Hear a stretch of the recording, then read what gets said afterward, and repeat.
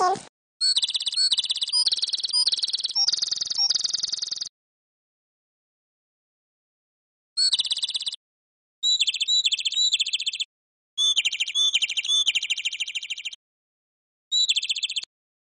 Bye for now, and I hope you had fun. Meet me on my next episode.